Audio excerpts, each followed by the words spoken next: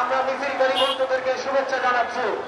33 নং ওয়ার্ড বংশাল থানা আপনাদেরকে ধন্যবাদ জানাচ্ছি। 35 নং ওয়ার্ড বংশাল থানা নেতৃবৃন্দ আপনাদেরকে ধন্যবাদ জানাচ্ছি। 23 নং ওয়ার্ড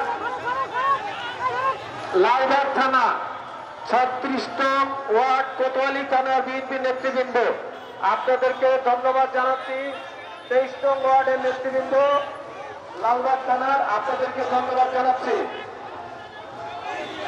24 নং ওয়ার্ড লালবাগ থানা বিএনপি আপনাদেরকে ধন্যবাদ জানাচ্ছি।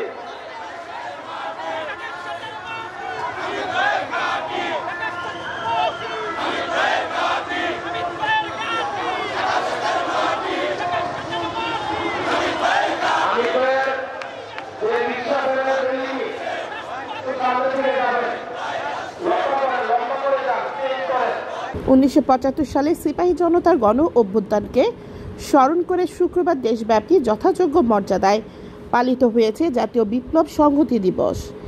দিনটি উদযাপন করা হয়েছে শহীদ রাষ্ট্রপতি জিয়াউর রহমানের রাষ্ট্রনায়ক হিসেবে আবির্ভাবের ঐতিহাসিক মুহূর্তকে স্মরণ করার মধ্য দিয়ে। বাংলাদেশ জাতীয়তাবাদী দল বিএনপি দিনটি উপলক্ষে আলোচনা সভা, র্যালি সহ নানা কর্মসূচির আয়োজন করেন। দিবসটি স্মরণে শুক্রবার সকালে সারা দেশে বিএনপির সকল কার্যালয়ে দলীয় পতাকা উত্তোলন করা হয়।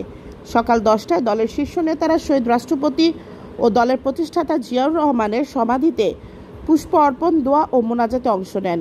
বিকালে রাজধানীর নয়াপল্টনের কেন্দ্রীয় কার্যালয় থেকে বিএনপির ঢাকা মহানগর উত্তর ও দক্ষিণ শাখার উদ্যোগে একটি বর্ণাঢ্য র্যালি বের করা হয়।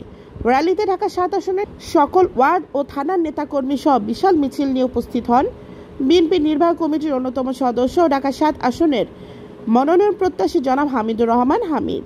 সারা দেশের জেলা ও উপজেলা শাখাগুলোতেও একই ধরনের কর্মসূচি পালন করা হয়।